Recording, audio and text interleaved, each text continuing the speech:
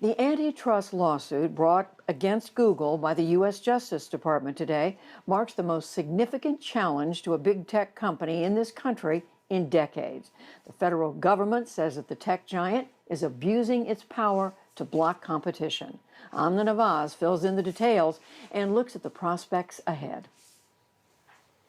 That's right, Judy. The Justice Department alleges that Google uses its enormous advertising profits to pay phone manufacturers to make sure that Google is the default search engine on your phone. This pattern, prosecutors say, has helped Google capture almost 90% of the search engine market in the United States. Now, 11 state attorneys general, all Republican, joined the federal lawsuit, but Google, which has a market value of more than $1 trillion, says it's not using anti-competitive practices. To unpack all of this, I'm joined by Dipayan Ghosh. He heads the Digital Platforms and Democracy Project at the Harvard Kennedy School. He also used to work at Facebook, leading their efforts to address privacy and security issues there. Dipayan Ghosh, welcome back to the NewsHour. Let's talk about what the Justice Department is alleging. They say Google is so dominant, it abuses that dominance, and it's stifling competition. Here's a line from the lawsuit. They say, in sum, Google deprives rivals of the quality, reach, and financial position necessary to mount any meaningful competition to Google's long-standing monopolies. By foreclosing competition from rivals, they say Google is harming consumers and advertisers. Dipayan, how strong an argument is that when it comes to an antitrust case? I think it's really difficult to say right now, but I think the Justice Department does have a case here, as do many other regulators around the world. It's not a bad thing to have a monopoly. It is a bad thing, though, to use illegal means to gain that monopoly status, get into that market position, or to maintain your position as a monopoly using illegal means. And those illegal means are anti-competitive measures.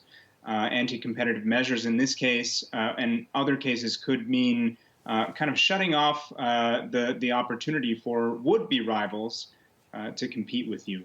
And I think that the Justice Department does have a case here in suggesting that Google has shut off that opportunity, that channel for competition for would-be rivals by engaging in these commercial agreements with phone manufacturers, with telecommunications firms, to make sure that Google is the preferred search engine through all these channels. Well, let me ask you about what Google says in response, because they argue our services are free. We don't force anyone to use them. We don't stop them from using other services. They issued a statement in response and said this lawsuit would do nothing to help consumers. To the contrary, it would artificially prop up lower quality search alternatives, raise phone prices, make it harder for people to get the search services that they want to use. In response to that lawsuit, Dipayan, what do you make of that defense from Google?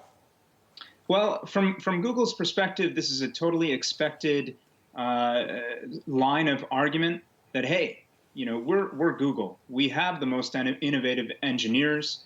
We were the first major search engine on the market in the sense that we became most popular through our innovation. We developed the PageRank algorithm. We hired all these tremendous computer scientists to develop our product, and this has happened over a course of the past 2 decades, not just over the past 5 years in the maintenance of this monopoly, as the Justice Department has suggested. And to that point, Google might try to point to the fact that it doesn't actually charge its consumers any monetary price, and yet I think what the Justice Department would say to that, and rightly so, is that, well, you do charge a price. It just doesn't come in the form of money. It comes in the form of people's data and attention. And when you have a monopoly and you collect so much of that data and attention at an potentially exploitative rate, it actually affects the rest of society culturally, politically, and economically. Well, Dipayan, let me ask you about the timing, because there's some questions around this. A quick scroll through President Trump's Twitter feed shows he's long had Google in its sights. There was some reporting that this was really pushed through before some prosecutors wanted to move forward with it. And there's a number of attorneys general who decided not to join the lawsuit. Is there any concern here that there is political motivation behind this lawsuit? I think we have to acknowledge that possibility exists. As you just mentioned, Amna, the timing of this is highly suspect. We're 2 weeks away from the biggest election in the country, of course, in the world. We are just moments from hearing about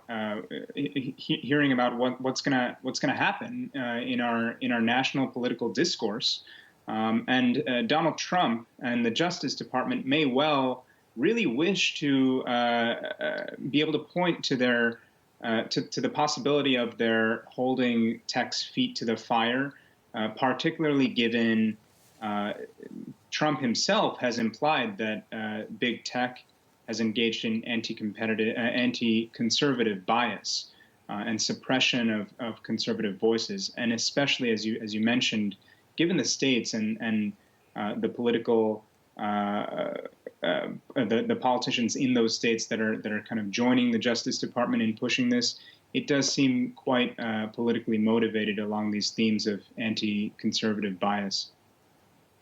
A lot of questions around that, and of course, not the first time that big tech has come under scrutiny. That is Dipayan Ghosh from Harvard's Kennedy School joining us tonight. Thanks so much for your time. Thank you, Amna.